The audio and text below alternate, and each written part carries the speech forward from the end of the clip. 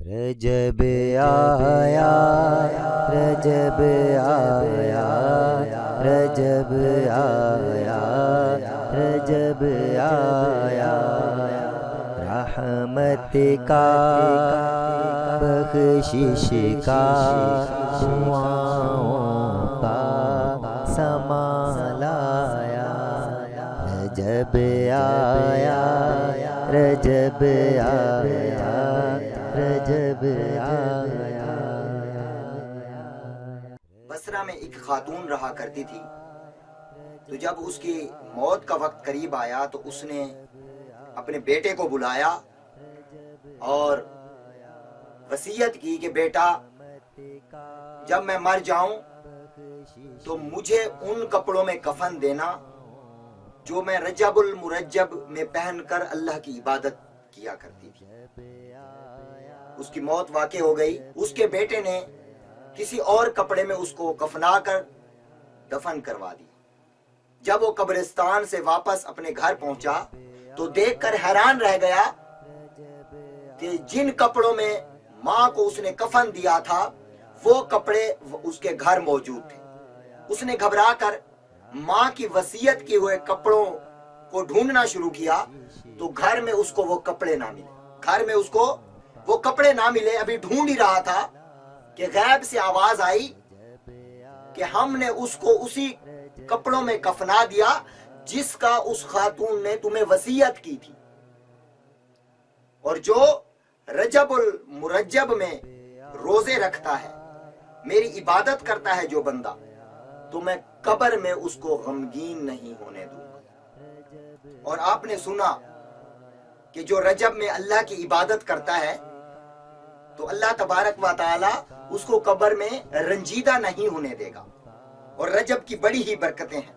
فرمان مصطفیٰ صلی اللہ علیہ وآلہ وسلم ہے کہ رجب اللہ کا مہینہ ہے، شعبان المعظم میرا مہینہ ہے، اور رمضان المبارک میری امت کا مہینہ ہے۔ تو گویا ان مہینوں کی کتنی کتنی برکتیں ہیں۔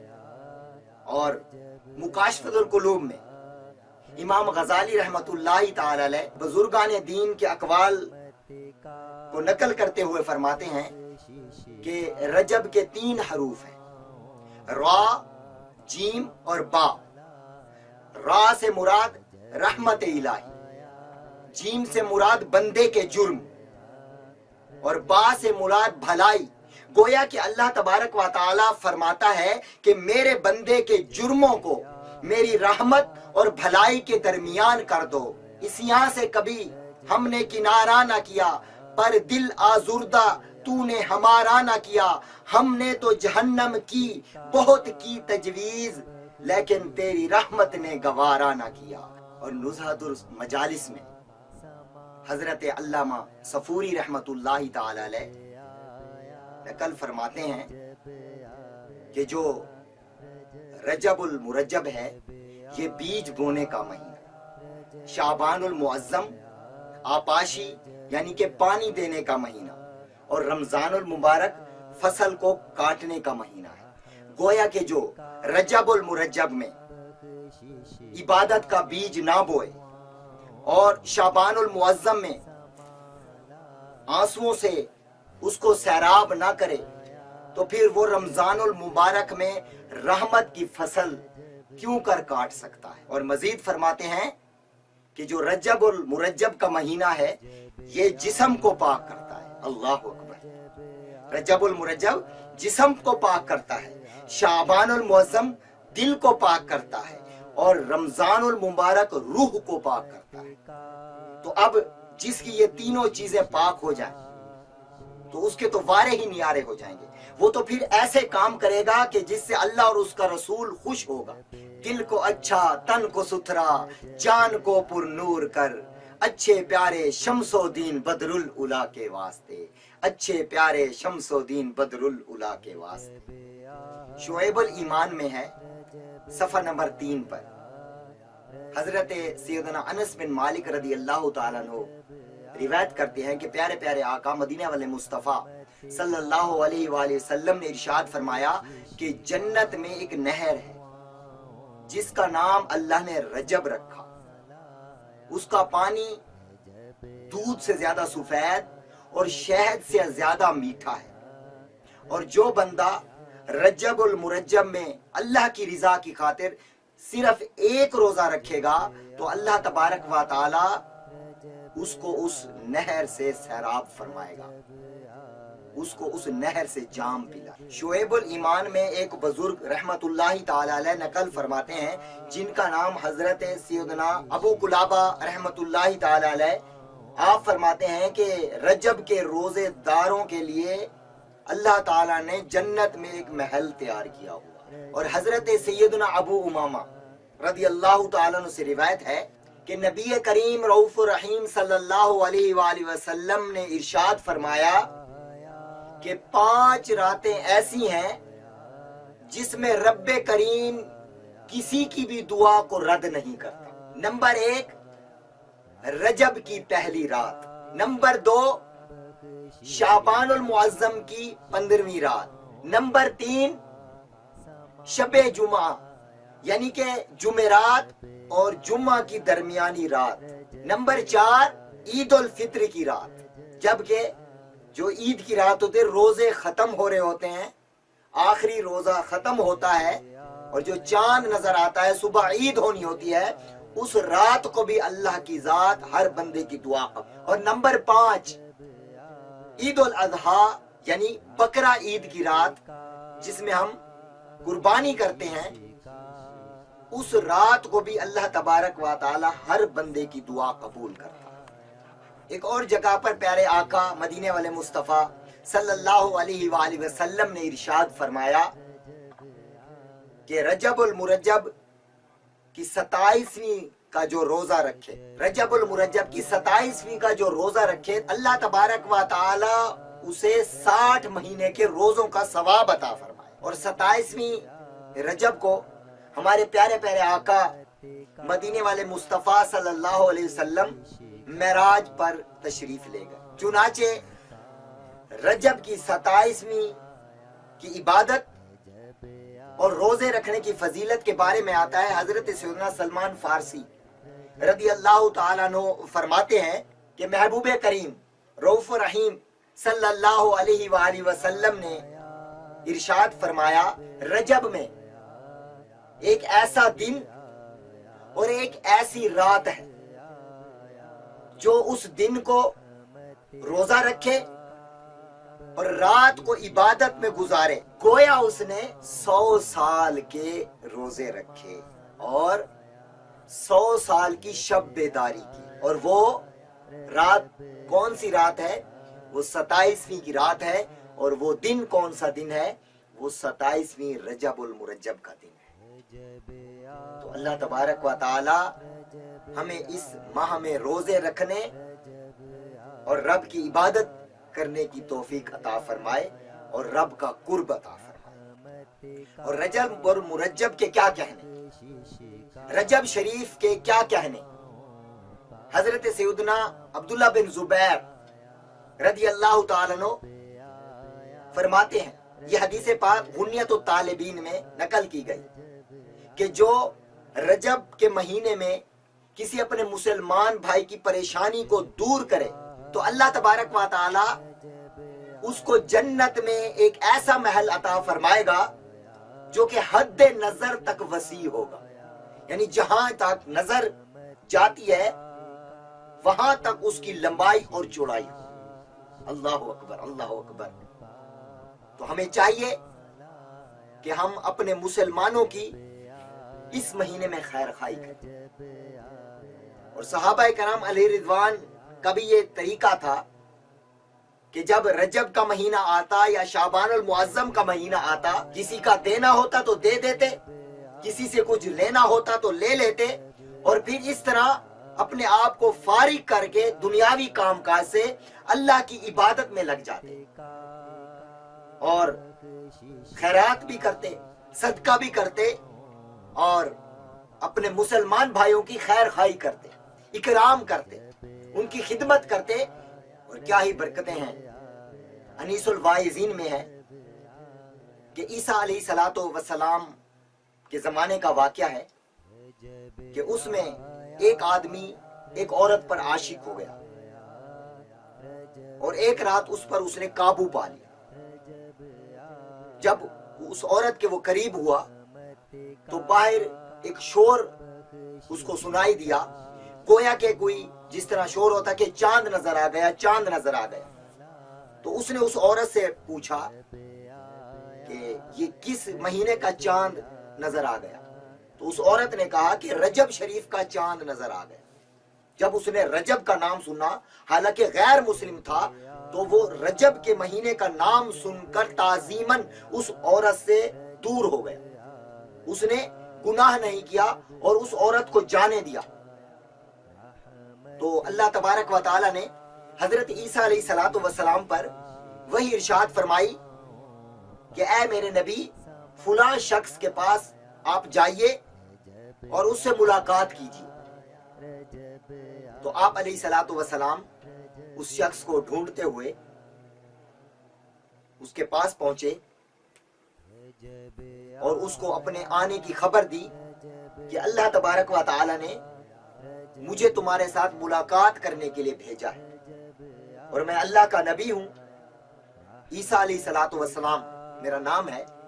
تو جب اس نے آپ کا تعارف سنا اور آپ کو دیکھا تو فوراً آپ کا کلمہ پڑھ کر مسلمان ہو گئے۔ سبحان اللہ، سبحان اللہ۔ دیکھیں کہ جو اس مہینے کا رجب کا احترام کرے، رجب کی تعظیم کرے، تو اللہ تبارک و تعالی اس کو ایمان کا نور عطا فرما دیتا ہے۔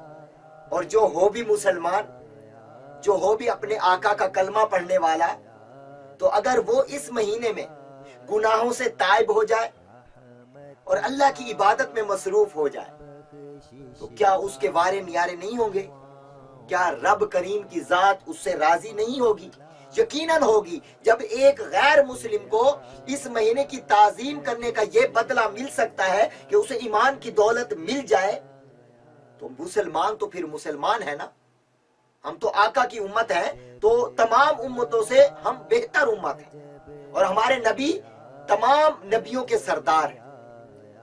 تو اسی لیے ہمیں رجب کا احترام بھی کرنا چاہیے اور کوشش کرنی چاہیے کہ اس مہینے میں گناہوں سے دور رہیں اور زیادہ سے زیادہ نیکیاں کریں تاکہ اللہ تبارک و تعالی کی بارگاہ میں ہم سرخرو ہو سکیں، اللہ کی بارگاہ میں ہم انعام پا سکیں، رحمتیں پا سکیں، برکتیں پا سکیں، برکتیں لوٹ سکیں۔ رجب کے کیا کہنے؟ رجب ایک ایسا بابرکت مہینہ ہے کہ اس میں دعائیں بھی قبول ہوتی ہیں۔ آئیے میں ایک واقعہ آپ کو سناتا ہوں کہ حضرت سیدنا عبداللہ بن عباس رضی اللہ تعالیٰ عنہما فرماتے ہیں کہ ایک مرتبہ میں حضرت عمر رضی اللہ تعالیٰ عنہ کے پاس حاضر ہوا اور آپ کچھ لوگوں میں بیٹھے ہوئے تھے۔ تو تھوڑی دیر کے بعد وہاں سے ایک شخص کا گزر ہوا جو آنکھوں سے اندھا تھا اور ٹانگوں سے لنگڑا تھا، اور اس کے آگے ایک اور شخص چل رہا تھا جو اس کو بڑی سختی کے ساتھ گھسیٹ کر لے جا رہا تھا۔ تو حضرت عمر رضی اللہ تعالی عنہ نے جب یہ دیکھا تو فرمایا کہ آج سے پہلے ایسا برا منظر میں نے نہیں دیکھا۔ تو جو لوگ آپ کے قریب بیٹھے تھے ان میں سے ایک کھڑا ہوا اور عرض کرنے لگا کہ یا امیر المومنین، اس شخص کو آپ جانتے ہیں جو اندھا اور لنگڑا تھا؟ آپ نے فرمایا کہ نہیں۔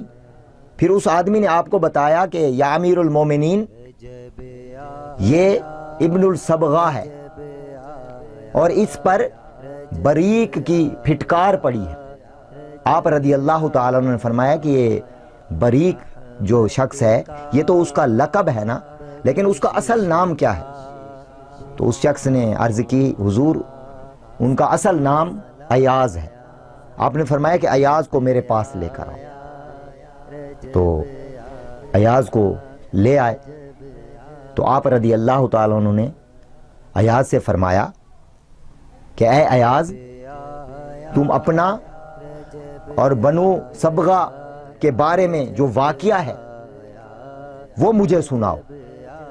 وہ عرض کرنے لگا یا امیر المومنین، چھوڑیے وہ جہلیت کے زمانے کی بات تھی، اب الحمدللہ اسلام طلوع ہو چکا تو اب ہمیں پچھلی باتوں کو بھول جانا چاہیے. پچھلی جو باتیں گزر گئیں اس کو دوبارہ نہیں کرنا چاہیے. لیکن حضرت عمر رضی اللہ تعالیٰ نے فرمایا کہ ٹھیک ہے الحمدللہ، جب سے دین اسلام آیا ہے، دین اسلام کی وجہ سے اللہ نے ہمیں بہت عزت عطا فرمائی، اور ہمیں یہ زیب بھی نہیں دیتا کہ زمانہ جاہلیت کی باتوں کو ہم دہرائیں. لیکن عبرت کی خاطر میں یہ واقعہ سننا چاہتا ہوں تم سے.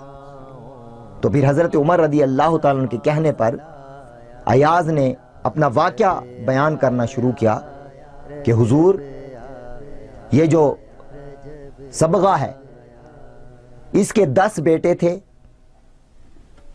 اور وہ میرے چچا زاد بھائی تھے، اور میرے گھر کے قریب ان کا گھر تھا. تو وہ مجھ پر ظلم اور ستم کیا کرتے تھے، مجھے ستاتے تھے اور میرا مال ناحق چھین لیا کرتے تھے. تو میں ان کو خوف خدا دلواتا کہ اللہ سے ڈرو، اور اپنے ہمسائے ہونے اور اپنے رشتہ دار ہونے کا واسطہ بھی دیتا. لیکن ان کو یہ واسطہ اثر نہ کرتا، وہ اس واسطے کی طرف توجہ نہ دیتے اور مجھ پر مسلسل ظلم اور ستم کرتے رہتے. تو میں نے ان کو ان کے حال پہ چھوڑ دیا. اور جب حرمت والا مہینہ آیا، یعنی کہ رجب المرجب شریف کا جب مہینہ آیا، تو میں نے رب کی بارگاہ میں یوں دعا کے لیے ہاتھ اٹھائے کہ مولا کریم، میں تمہیں اس مہینے کا واسطہ دیتا ہوں کہ تو دعائیں قبول کرتا ہے. یہ جو ابن الصبغہ ہے، اس کا کوئی بھی بیٹا باقی نہ بچے، صرف ایک کے، اور جو بچ جائے اس کو اندھا اور لولا کر دے، اور اس پر ایک ایسا بندہ مسلط فرما جو اس کو گھسیٹتا پھرے. مولا، یہ دعا میں دل کی گہرائیوں سے تیری بارگاہ میں کرتا ہوں تاکہ مجھے ان کے ظلم سے، ان کی زیادتی سے نجات مل جائے. تو وہ ایاز کہتا ہے کہ اللہ تبارک و تعالیٰ نے میری دعا قبول کی. اسی سال ایک ایک کر کے 9 افراد ان میں سے مر گئے، اور جو ایک بچا اس کو آپ نے اپنی آنکھوں سے دیکھا کہ وہ اندھا بھی ہو چکا ہے، لولا لنگڑا بھی ہو چکا ہے، اور اس پر اللہ نے ایک ایسے بندے کو مسلط کر دیا جو اس کو گھسیٹتا پھرتا ہے. تو حضرت عمر رضی اللہ تعالیٰ نے فرمایا کہ واقعی یہ واقعہ بڑا عجیب ہے. تو اس واقعہ سے ظلم اور زیادتی کرنے والوں کو درس عبرت ملتا ہے، کیونکہ جو ظالم شخص ہوتا ہے وہ ظلم کرتا ہے اور دوسرے کا دل دکھاتا ہے. تو جو دل دکھاتا ہے کسی کا، تو اللہ تبارک و تعالیٰ اس بندے کو پسند نہیں فرماتا، کیونکہ دل دکھانا جو ہے یہ بہت بڑا گناہ ہے. تو ان کو اس واقعے سے عبرت حاصل کرنی چاہیے کہ جو دوسروں پر، اپنے بھائیوں پر، اپنے دوستوں پر اپنا روپ اور دبدبہ جماتے ہیں، اپنے امیر ہونے کا ان پر روپ جماتے ہیں، اپنی تھالٹی دکھاتے ہیں، اپنی پاور دکھاتے ہیں کہ ہم ایسے ہیں تو ہم ویسے ہیں، اور پھر اپنے سے کم والے مرتبے پر ظلم اور زیادتی کرتے رہتے ہیں. اور حضور علیہ الصلوۃ والسلام نے ارشاد فرمایا کہ مظلوم کی بد دعا سے بچو، کیونکہ مظلوم کی بد دعا اور رب کے درمیان کوئی چیز حائل نہیں ہوتی. مفہوم اور مطلب یہ بنا کہ جب مظلوم رب کی بارگاہ میں دعا کرتا ہے تو اللہ تبارک و تعالی اس کی دعا فوراً قبول کر لیتا ہے. تو جیسا کہ اس ایاز کی اللہ نے دعا قبول کی، تو ہمیں بھی اس مہینے میں رب کی بارگاہ میں دعائیں کرنی چاہیے، ہر وقت رب سے مانگنا چاہیے. دعا عبادت کا مغز ہے، اور اللہ فرماتا ہے ادعونی استجب لکم، کہ مجھ سے مانگو میں عطا کروں گا. اور پھر اس مہینے میں، کیونکہ وہ جہلیت کا زمانہ تھا، پھر بھی جہل لوگ ہو کر، کافر لوگ ہو کر اس رجب کے مہینے میں رب سے مانگا کرتے تھے، اور اللہ تبارک و تعالیٰ ان کی دعاؤں کو قبول کر لیتا تھا. اور دوسری طرف اتنی جلدی بھی کسی کو بد دعا نہیں دینی چاہیے، صبر کرنا چاہیے، اس کا بھی اجر ملے گا۔ تو دعا کرنی چاہیے، لیکن اچھی دعا بھی کرنی چاہیے، دوسروں کو دعاؤں سے نوازنا چاہیے۔ اور آقا علیہ الصلوۃ والسلام اپنے غلاموں کو دعاؤں سے نوازا کرتے تھے۔ بد دعا آپ نے کبھی کسی کے لیے نہیں کی، کیونکہ آپ رحمت للعالمین ہیں، آپ رحمت بن کر آئے۔ اور وہ واقعہ تو سب ہی جانتے ہیں کہ جب آپ طیف میں تشریف لے گئے اور طیف کے آؤ باش لوگوں نے آپ پر پتھر برسائے،